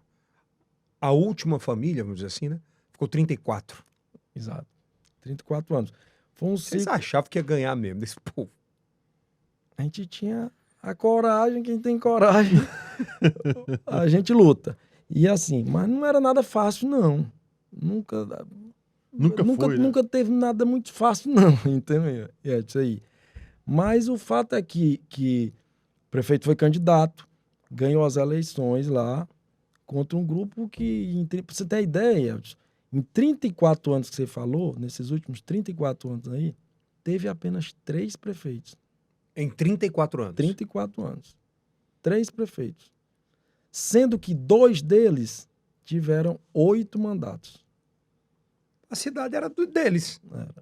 Para não dizer que teve 3, uma determinada situação, já próximo da eleição de 2016, assumiu o vice. Aí o vice Mas dentro do mesmo grupo. Mas no mesmo grupo. Então, nesses 34 anos, foram 3 prefeitos. E em 2016 vocês E conseguiram. dentre os 34, 2 deles tiveram 8 mandatos. Entendeu? Então, e aí em 2016 o Magno ganha as eleições. Contra tudo e contra todos. Contra tudo e contra todos. Entendeu? Contra tudo. Contra todos eu nem posso dizer assim, porque não foi contra o povo. Não, mas eu digo em termos de poder, né? Mas, assim, uma eleição onde o Magno ganhou a eleição bem, aquele sentimento de mudança. Uma pergunta, por exemplo, lá vocês ligados ao PT de Lula. Sempre. O grupo deles é ligado a quem? O grupo deles sempre foi oposição ao PT e recentemente é um grupo ligado, votou e levantou a bandeira do Bolsonaro na eleição passada. Fez campanha mesmo? Bolsonaro, Silvio Mendes, Ciro Nogueira, tá? Então, é o grupo que hoje a oposição pertence. É Bolsonaro, Silvio Mendes e Ciro Nogueira. Tá? Este grupo é o da oposição de Castelo Muito hoje. claro isso. Muito claro, definido e fez campanha. Mas não tem base governista com eles? Básico. Hoje, eles votam em Votam não, porque ainda não teve eleição. Mas existe um deputado da base governista que hoje é com eles. Mas eles não votaram nele também. Votaram, foi na turma do Bolsonaro, então. Votaram na turma do Bolsonaro. E essa primeira legislatura? Eu vou até convidar o Magno para vir aqui para a gente bater esse papo também, acho que é interessante. Mas foi uma legislatura tranquila? E, Elton, eu acho que, na realidade, essa legislatura de 2017 a 2019, para todos os prefeitos, ela foi um tanto quanto muito complicada. Por quê? Em 2017, nós tivemos um impeachment. Entendeu? O impeachment da presidente Dilma. E nós sabemos, todo mundo que frequenta o meio público, sabe que os municípios ele é muito dependente do governo federal, do governo estadual e do federal, logicamente. Então, o primeiro ano já com o impeachment, que toda aquela instabilidade, toda uma situação complicada, né? Tudo isso... Um clima de ódio anti-PT absurdo, né? Aquele, vamos dizer, apartheid, vamos dizer assim, aquela situação toda. Então, foi um primeiro ano muito complicado da primeira gestão do Magno. Primeiro ano muito complicado. Aí vem pandemia. Aí, logo em seguida, 2 anos de pandemia. Entendeu? E o que dificulta muito, né? Aí ficou dificulto, porque assim, todos os prefeitos tiveram muitas medidas antipopulares nesse período da pandemia. Você teve que fechar bar, lockdown. Teve que fechar comércio, teve que... Foi o maior índice do Brasil de não reeleição dos prefeitos. Pronto. Você puxou uma situação. É tanto que na nossa região. Dos cocais. Dos carnaubais. Dos carnavais, perdão. Ali nós chamamos lá do aglomerado 6, que é mais lá no nosso canto, vamos dizer assim. É de Campo Maior para lá. O único prefeito reeleito foi o Magno. O único. De todos? De todos. Campo Maior não conseguiu reeleger. Juazeiro não conseguiu. Buriti dos Montes não conseguiu. São Miguel não conseguiu, São Miguel do Tapuio, Assunção não conseguiu. O único que conseguiu foi o Magno. E por pouco. E por pouco. Aí foi uma diferença que na primeira eleição foi alta. Ele ganhou por mais de 1.900 votos, né? 1.900 redondo. E na segunda, por 220, algo em torno de 226 votos, se não me engano. O que é que Reduziu. mudou para a segunda legislatura? Aí é onde você mudou, eu acho que o amadurecimento, isso foi muito importante, e a própria situação em si, que já nós não tivemos mais impeachment, nós não tivemos mais pandemia, e aí as coisas começaram a se engrenar dentro do município. Então, e o Magno hoje é um prefeito de aprovação aí, algo em torno de 80%. Entendeu? Algo em torno de 80%. Se você andar em Castelo do Piauí hoje, eu não sei se você ou o Kilson conhecem Castelo. Eu conheço. Você ou o Kilson conhece Castelo e se conheceu antes. Não sei quando você andou, Kilson, e a última vez e a primeira. Hoje, como é que tá? Mas eu convido a vocês a ir a Castelo para conhecer a cidade. Como você não conheceu antes, Eu Eldis? tenho 10 anos, eu andei há 10 anos Pronto, lá. então você conheceu antes do Um Magno. abraço aí o doutor Lima, coronel também. Cidadão, doutor Zé Lima, um cidadão médico, filho ilustre da nossa querida Castelo do Piauí, doutor Zé Lima, coronel doutor Zé Lima. O Kilson pode comparar, então. Se você for lá hoje, Kilson, é uma cidade de hoje que é um verdadeiro canteiro de obras. Lá, hoje, é um prefeito empreendedor, educação com números formidáveis, Novo, né? Ele. entre os melhores do Piauí, em algumas séries a melhor do Piauí, Uma das Entendeu? mais bem avaliadas. uma das mais bem avaliadas do Piauí e com alguns prêmios, inclusive, a nível nacional. Tá? Área de infraestrutura. Hoje nós temos, quando o Magno assumiu, para você ter ideia, não tinha 1 metro de calçamento em nenhuma comunidade da zona rural. Não, deixa de brincadeira. Isso a gente tem como mostrar e provar. 0. 0. Nem 1 metro. Hoje temos inúmeras comunidades calçadas, algumas delas com quadra poliesportiva coberta, entendeu? Então, é uma realidade que Castelo vive hoje, assistência social, infraestrutura de estradas, abastecimento d'água. É uma outra realidade totalmente diferente. E aí traz a Outro aprovação. mundo, né? É por isso esses 80%? Aí traz a aprovação. Os números mostram. Porque, assim, é uma coisa que Por se si faz, só, né? que se faz com a avaliação. E a avaliação ela se mostra numa consulta que se faz.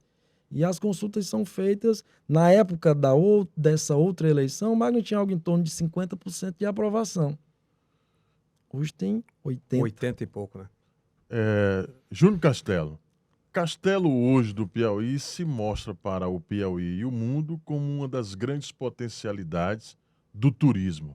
Haja vista o Quênio, que vem sendo disputado O pelo cearense Ceará, que é dele. pelo cearense, dizendo que é dele. E agora, o que você pretende fazer com o Quênio, com as potencialidades de Castelo? Que isso vai trazer muita receita, né? Sem dúvida. O turismo hoje, mundo afora, é a atividade que mais traz renda para o município, para um povo. E ela traz renda porque aquilo é uma cadeia.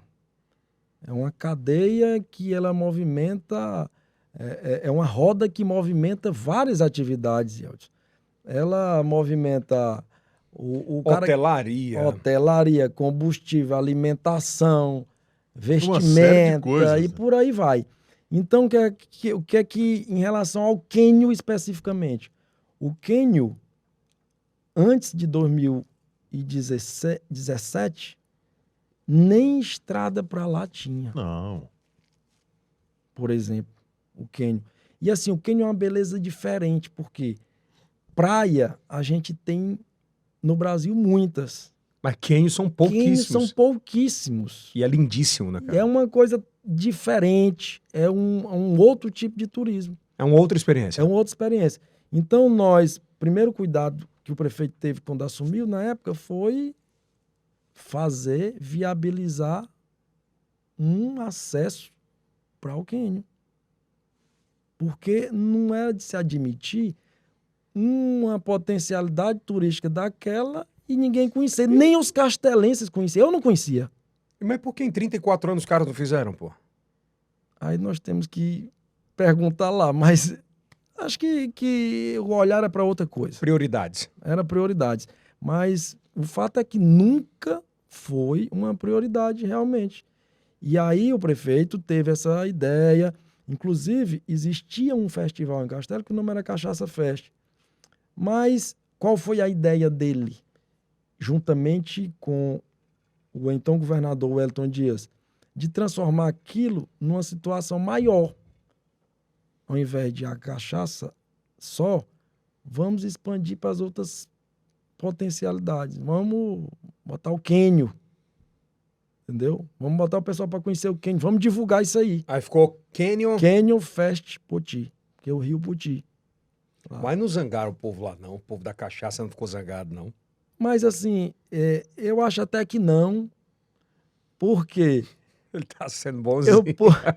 Porque a gente incluiu a cachaça, aumentou o festival, a cachaça continuou inclusa, aumentou o festival e ainda incluímos mais potencialidade que nos trouxe mais visitantes. E retorno. Para isso, mais retorno, mais gente passou a conhecer a cidade, mais gente passou a conhecer as cachaças, mais gente passou a divulgar Castelo do Piauí afora. Com isso. Castelo hoje, pra você ter ideia, Castelo recebe turistas de fora do Brasil para conhecer o Quênio. Inclusive, nós, juntamente com o governador Rafael Fonteles, conseguimos a pavimentação asfáltica para o Quênio. Está sendo finalizada. Não tinha também? Não tinha. Lá não tinha nem, até a beira do rio, não tinha nem a estrada vicinal quando o Magno assumiu. Foi ele que fez isso. A estrada viabilizou e o acesso ele fez até lá. E hoje ela está sendo pavimentada, asfaltada até a beira do rio. Com a ajuda do governador. Com a ajuda do governador. Está sendo a obra que está sendo executada Deve agora. findar Deve até... em uns 2 meses. Mais 2 meses. Uns 2 meses acredito que finaliza. Temos hoje investimento privado nessa área. Está se instalando lá um hotel de ponta. Um hotel de ponta, que também deve finalizar algo em torno de 2 meses. É um empreendimento privado, mas que o acesso também foi viabilizado via governo do estado. Mas tem que ser, o poder público tem que chegar... Tem que se óbvio. envolver. Tem que fazer o caminho. Tem que se envolver, tem que fazer o caminho. Isso até a ordem de quantos milhões aí? É um investimento na ordem de 5 milhões. Pra você ter uma ideia. Estrategicamente, Na beira do rio. Na beira? Na beira do rio. Na beira do rio. É bonitão? Um hotel de ponta. Um hotel de ponta. Que está sendo instalado lá, um empreendimento privado, junto com o apoio do governador Rafael, um apoio da gente, prefeito de Castelo. Eu acho que talvez o que faltava, né? Faltava. Prefeito de Castelo, prefeito de Buriti dos Montes também é importante nessa... As cidades ali nas do cidades entorno. do entorno. O prefeito de Buriti dos Montes também foi importante nisso. Então, assim, é uma outra realidade. Eu vou ousar dizer um negócio aqui para a gente ir fechando e você falar comigo sobre isso. E o Kilson também. Na gestão do Magno, talvez ele tenha preparado um terreno, ele tenha areado, tenha montado todo um arcabouço, uma estrutura para a evolução de Castelo do Piauí. Correto? Tu acha que com essa tua possível eleição lá, tipo, preparou a pista, agora nós vamos dar uma decolada? É exatamente isso, Yeldes. Por quê? Nós não tínhamos uma infraestrutura básica para receber um turista. Na realidade, nós não tínhamos uma infraestrutura básica nem para o nosso povo, na zona rural. Para você ter ideia, em pleno 2023, 2024, ainda existe uma preocupação de abastecimento d'água na zona rural. Existia gente ainda, a 2020, 2017, quando o Magno assumiu, com lata d'água na cabeça. Pré-história, né? Pois lá tem um lençol freático maravilhoso. Maravilhoso.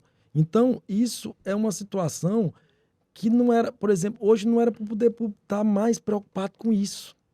De fato, não. Era para a gente estar preocupando com outras coisas mais avançadas. Mas foi um problema que o prefeito teve que enfrentar e corrigiu. Existe algum problema? Existe um ou outro pontual ainda.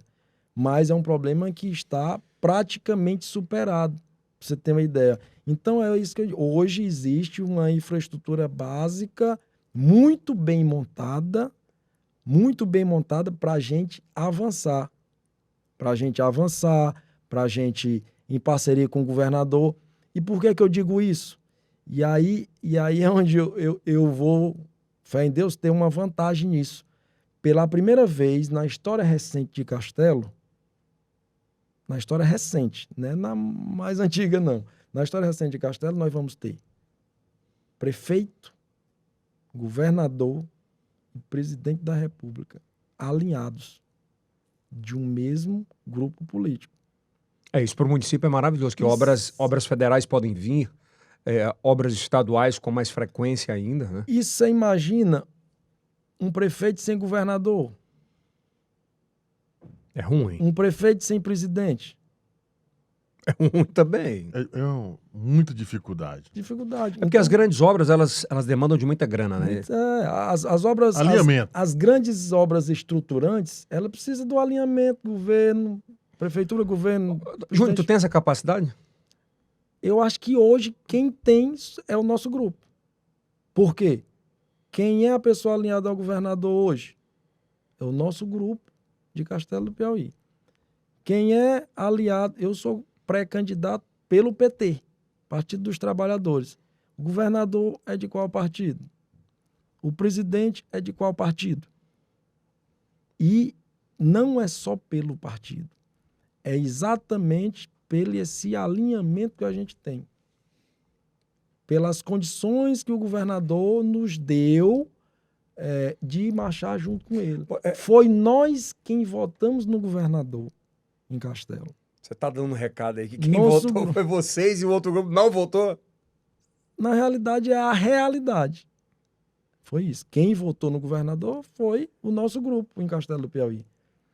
E aí, Elton, se você acompanha muito mais do que eu, e já viu como é a fala do governador em relação a essas situações. Quem é meu é meu. Ele é muito direto em De relação a isso. proteger os seus. Na realidade, ele diz: meus candidatos são os que votaram em mim. Ponto. Simples O assim. recado tá dado. Ele tem dito isso por inúmeras vezes. Só para fechar aqui, você acha que essa tua experiência de 20 anos de tribunal, de empreendedorismo na iniciativa privada, eles te credenciam a ser um bom gestor com bons projetos, de antecipação de projetos, de acreditar nessa meninada que surge lá de Castelo, que pode contribuir? Você acha que você está preparado para isso? Na realidade, Yeldson, em tudo isso, eu aprendi muita coisa. Hoje, eu sei como se busca um recurso, eu sei onde buscar, a forma como ele tem que chegar no município, a forma e o tempo que precisa para a gente buscar até executar. Isso eu sei. Todo esse passo a passo eu aprendi na minha vida de experiência, na minha vida vivida. Existe um ditado que já me disseram inúmeras vezes, que é muito melhor você aprender com o erro dos outros do que com o erro seu. E isso hoje, alguns erros que foram cometidos, e ninguém é perfeito, todo mundo erra, nós não iremos mais. Não tem mais como errar.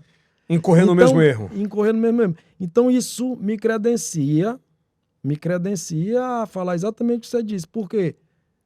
Eu sei onde é que está. Eu sei como buscar. E Sabe gerir. Eu sei a forma de gerir. Então, eu acredito que isso é uma receita que pode dar certo. Tem tudo para dar certo. A última pergunta. Rasga aqui o Só Johnny. De todas as dores que você passou, de tudo aquilo que passou, tudo que você falou, o mais importante nesse momento é: o senhor sabe cuidar de gente? Na realidade, Kilson, isso é o que a gente mais faz. Vou lhe dizer por quê. Vocês não são de Castelo, mas nós temos uma característica lá, enquanto, vamos dizer, políticos, de estar no meio do povo, andar com o povo, estar perto do povo. Se esconde, não. Não. Se você perguntar a qualquer pessoa lá, a quem é de Castelo, a quem nos conhece, sabe que nós estamos a gente trabalha lado a lado com o povo, incluindo o povo. Isso é cuidar de gente. Isso é a gente aprende na convivência.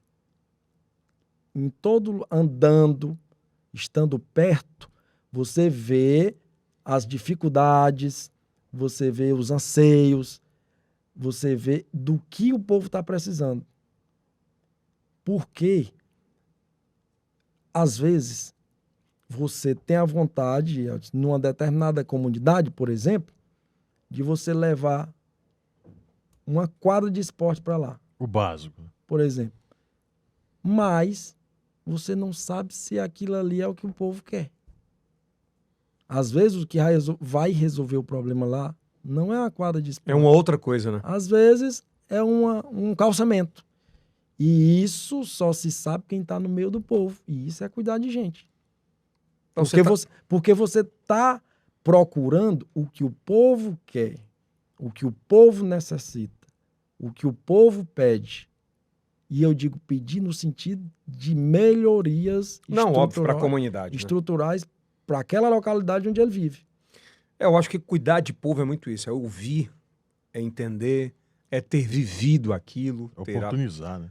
Ter aprendido sobre aquilo, enfim. E me perdoe aqui fazer um pequeno... oportunizar o que tem mais acontecido em Castelo. Vou lhe dar aqui porque, assim, me dá um dado. Castelo hoje é uma gestão que inclui gente. Todos os sobrenomes do município. Você está querendo dizer que antes era só alguns sobrenomes? Pouquíssimos. Era mais familiar. Muito mais próximo de alguns. Mas hoje não. É Pluralidade. Multipluralidade. Então, todo mundo, a gente tem dado essa atenção. Porque todo mundo tem uma forma de contribuir. Todo mundo tem uma oportunidade. Todo mundo tem que ter uma oportunidade. A gente sempre diz aqui no Yelcast que a palavra do século, pelo menos pra gente aqui, é oportunizar. Oportunizar. Quando você tem uma oportunidade, você vira a chave, vai embora e consegue ir embora. É o estalo. Só precisa da oportunidade. Meu irmão, foi muito bom. Acho que é o primeiro papo de muitos que a gente vai ter ainda até a eleição aí. Mas deu para conhecer um pouco, quase 1h40 de bate-papo. Sim. Né? E fluiu bem. E eu acho que é bem isso. A galera Muita hoje tem um história. outro jeito de entender, de conhecer as pessoas, de procurar conteúdo e assistir conteúdo. E o de hoje, Júnior, foi muito bacana. Eu acho que é o primeiro de muitos. E desejo toda a boa sorte nessa pré-campanha aí, pelo menos até a campanha ali, né? Chegar na campanha. Caminhada boa.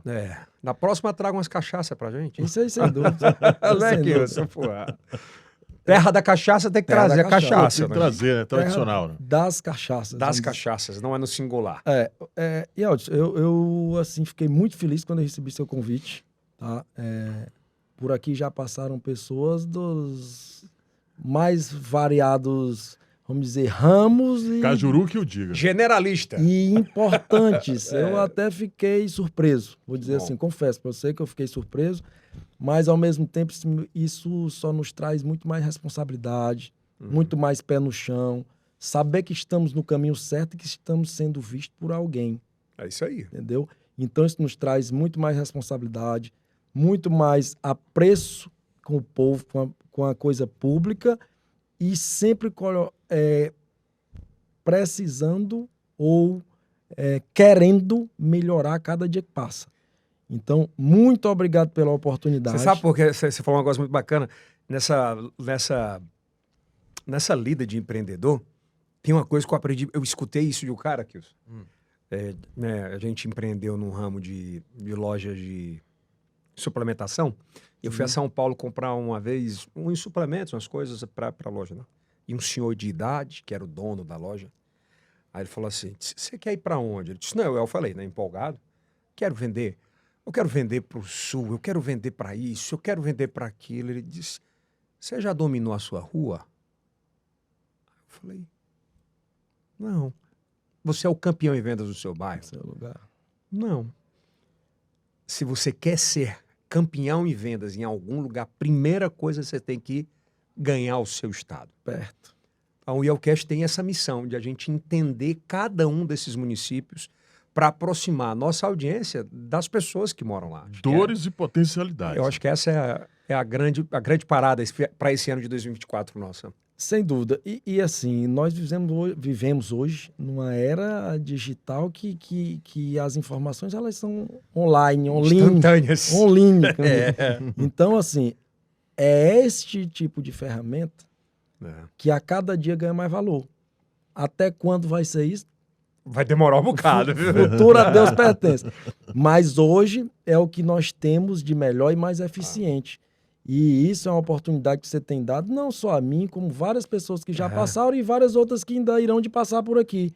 É uma oportunidade ímpar, importante e comandada por 2 gigantes da comunicação do Piauí. Isso é danada aí. 2 gigantes da comunicação do Piauí. Não é à toa que seguidores, visualizações aí Estão crescendo. vai quebrar a banca. Não, estamos crescendo.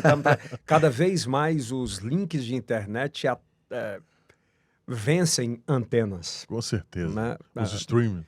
Cada vez mais rápido. Meu irmão, obrigado. Parabéns pela história, pelo sucesso, pela batalha, pela determinação. Disciplina. Não procrastinar sempre vale. Satisfação é toda nossa. Estamos aqui sempre à disposição. E até a próxima, né? Valeu. Valeu. Show de bola, né, Kilson? Valeu, Júnior Castelo. Muito obrigado, meu amigo Kilson. Essa temporada, aí, essa temporada só começou. Aliás, só cara, tu começando, tá né? elegante pra caramba, hein? Heron, veste o homem atual. E você é muito atual, cara. Isso aí é o cast. Aqui embaixo, todas as redes sociais, tá bom? Do nosso querido Júnior Abreu. Eu vou ter que falar, Júnior Abreu. Castelo. Porque não tem como deixar de falar.